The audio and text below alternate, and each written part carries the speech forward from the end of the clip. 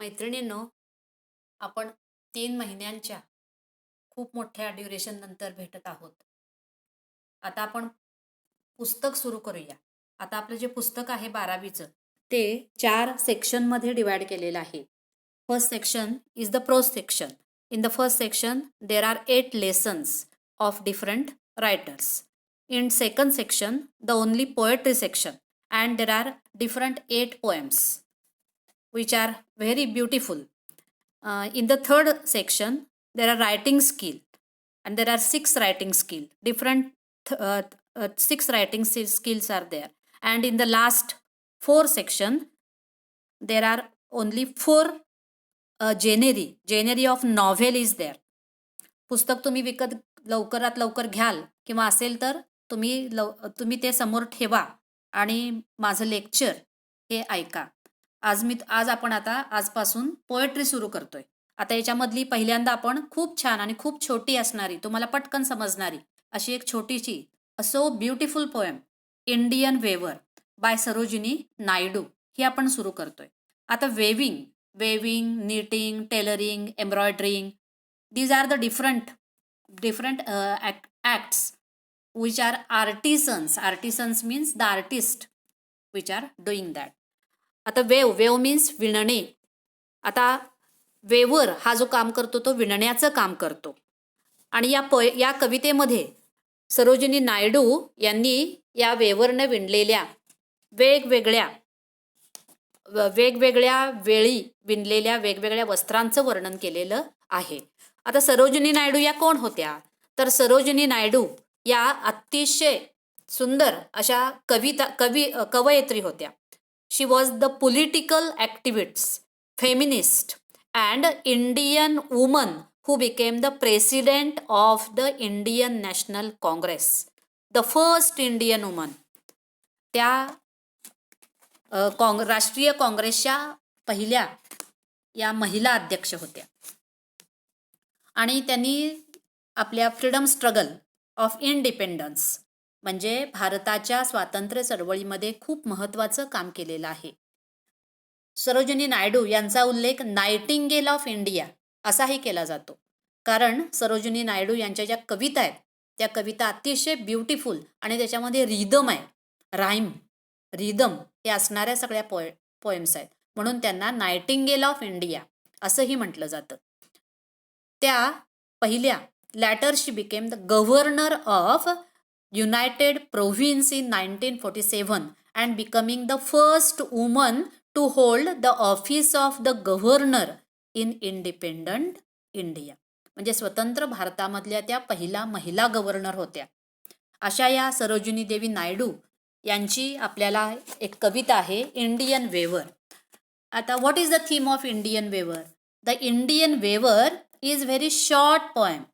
It only consists of the 3 stanzas where the poet talks about 3 types of garment. Garment means vastra that the weaver weave at 3 particular times of the day. म्हणजे विणकरांनी 3 वेगवेगळ्या वेळी विणलेल्या वस्त्रांचा उल्लेख या 3 वेगवेगळ्या स्टांझांमध्ये कवयित्रीने केलेला आहे. Each stanza of the poem represents the 3 important events of human life. आता हे 3 स्टांझा मानवाच्या आयुष्यामधले 3 टप्पे सांगतो. पहिला टप्पा म्हणजे बर्थ किंवा चाइल्डहुड, आपलं बालपण. दुसरा टप्पा म्हणजे ॲडल्टहुड किंवा the youth, the young age, तारुण्य. आणि तिसरा टप्पा म्हणजे ओल्ड एज की त्याला डेथ असा सुद्धा उल्लेख केलेला आहे. द कलर, आता या 3 टप्प्यांसाठी यामध्ये वेगवेगळे कलर असणारं वस्त्र तिनं मेन्शन केलेलं आहे, सांगितलेलं आहे. The colours mentioned in the stanzas are very significant as they indicate the moods related to the events. आता आपण प्रत्यक्ष कविता बघूया.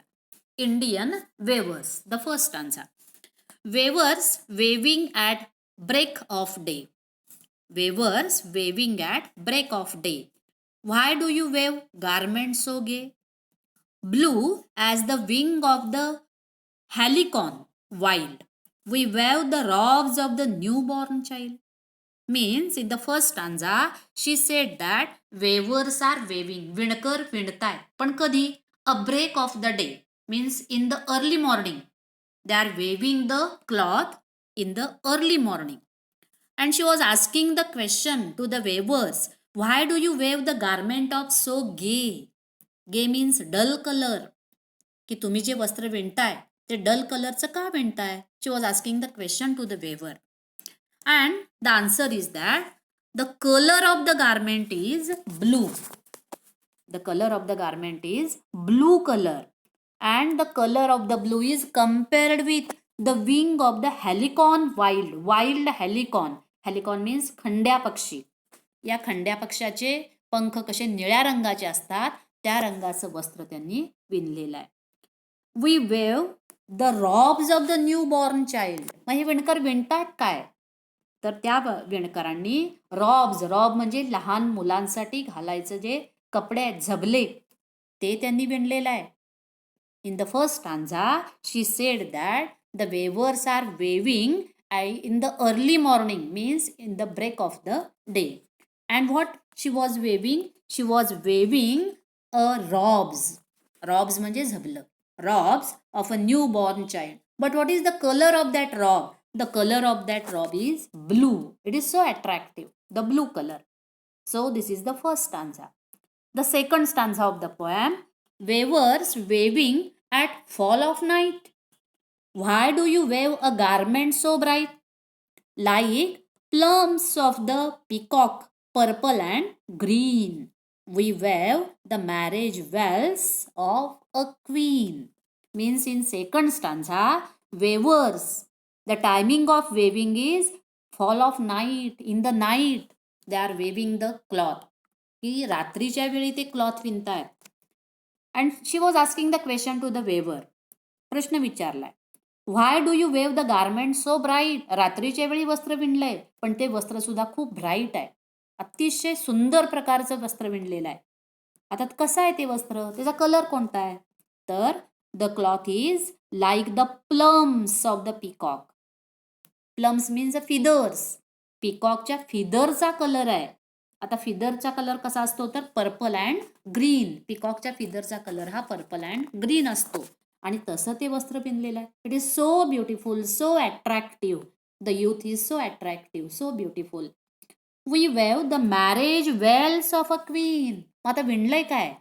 तर त्यांनी विणलेला आहे मॅरेज वेल्स. लग्नाच्या वेळी घालण्याचा जो दुपट्टा आहे तो विणलेला आहे.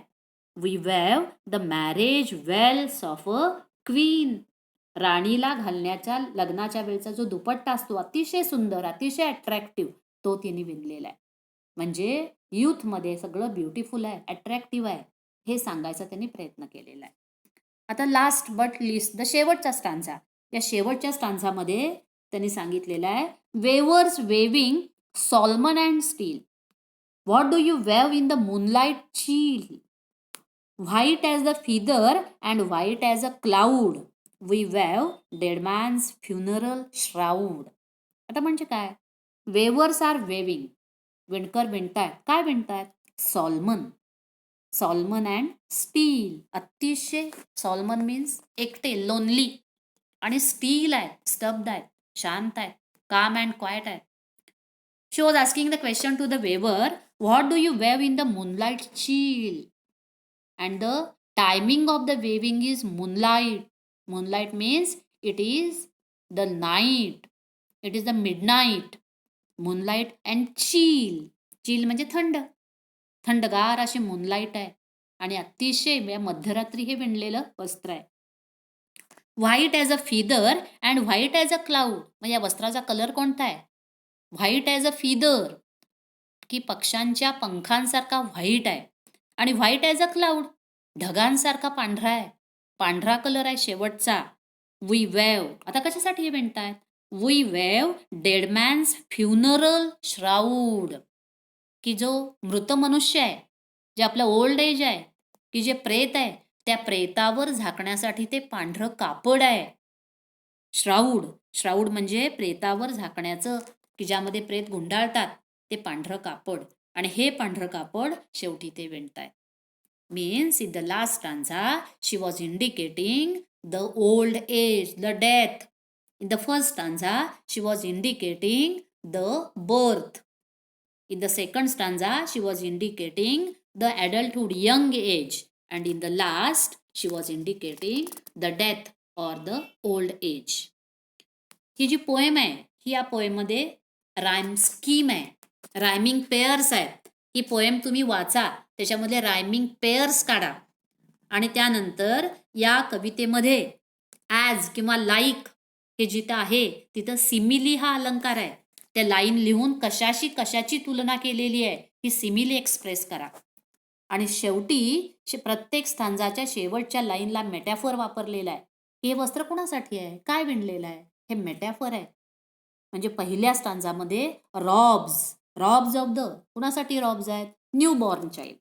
मग हे जे रॉब्स आहेत, झबली आहेत, ती नुकत्याच जन्मलेल्या मुलासाठी आहेत.